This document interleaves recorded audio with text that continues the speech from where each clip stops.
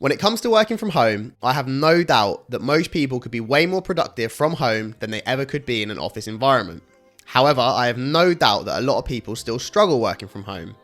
I myself have been working from home for almost 2 years now, and I think I've managed to narrow it down to the 5 most important things to make sure you're productive from home. So let's jump into it. Number 1 is to create a dedicated workspace. If you're able to, you should have a separate place where you do all of your work that separates your work life from your home life.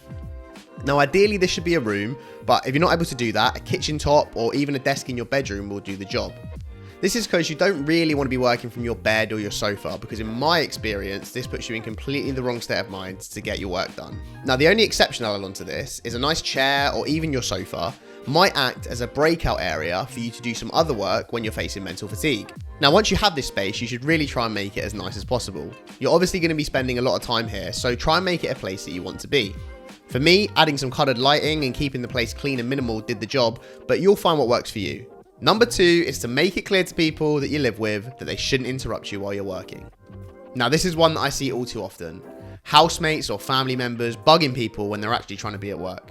It might sound harsh, but in reality, it really ruins your productivity if you keep getting interrupted. 1, because it ruins your flow state, which is really important to try and get tasks done, especially if they require a lot of creative thinking. And 2, because I think it really blurs the lines between work and home life. Like, are you trying to get that end of your report done, or do you have anything that needs to go in the whitewash? So I personally live with my girlfriend, and she knows not to interrupt me when I'm working. She can obviously still text me throughout the day like you would if I was working from an office, but she won't be bursting into the office every 5 minutes. Plus, obviously throughout the day, I will get out of the office to go get a drink or go to the toilet, and if she needs to grab me, she can just do it then. I personally think the rule should be, if you wouldn't ring someone if they were in an office, you shouldn't be interrupting them when they're working from home. So definitely have a chat with your family members or housemates about this. Number 3 is to work using the Pomodoro Technique. Now, I'm going to make a separate video on this because it's been such a game changer for me. But basically, the Pomodoro Technique is 25 minutes of uninterrupted focused work followed by a 5-minute break. And then every 4 Pomodoros, you get a 15-minute break. It's a great technique for helping you focus on one task properly. I feel like when working from home, and to be honest, working from anywhere, people tend to exist on the surfaces, jumping into whatever task has the least resistance, which is probably why people spend so much time on email. However, the Pomodoro Technique almost forces you to give something your undivided attention for 25 minutes, and this allows you to go deeper into a task. It stops you just chipping away at whatever's easiest and allows you to dedicate it to the biggest project that you've got going on at the moment. Then you can break it down into smaller blocks and get away with it. I also find it really helps me with getting through the day when I'm feeling a bit unmotivated. If you've got 3 hours left at work, that can feel quite daunting. However, if you split it up into 25-minute blocks, suddenly it doesn't feel so scary anymore. Number 4 is to invest in a pair of noise-cancelling headphones. If you're going to buy one thing to help your productivity, I'd argue that a pair of noise-cancelling headphones are your best bet. One of the main benefits of working from home is that there shouldn't be too many background sounds to distract you. No colleagues on loud sales calls, for example. However, unless you live somewhere extremely remote, there's still going to be the everyday background sounds to distract you. And these really do get to you more than you think. So a good pair of noise-cancelling headphones will really help you get into that flow state that I mentioned earlier. Plus, if you combine it with some binaural beats, you can really go on a deep dive into a Pomodoro and get even the hardest of tasks done. I'll include a link in the description to a few pairs to give you some ideas. Number 5 is to think about ergonomics.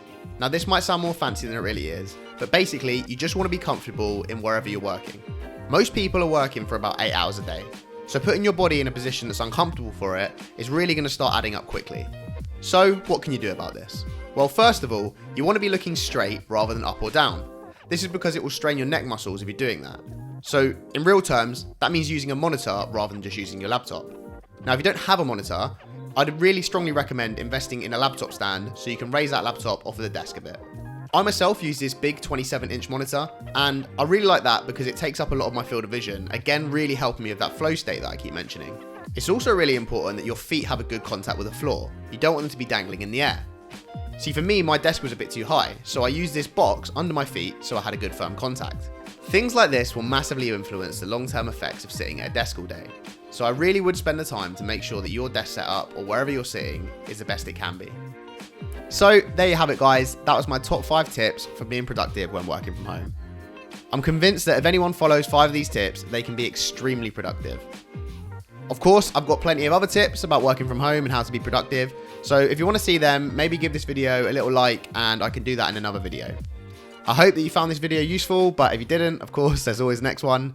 But that's all for me now, guys, and thank you for watching. I'll see you next time. Cheers.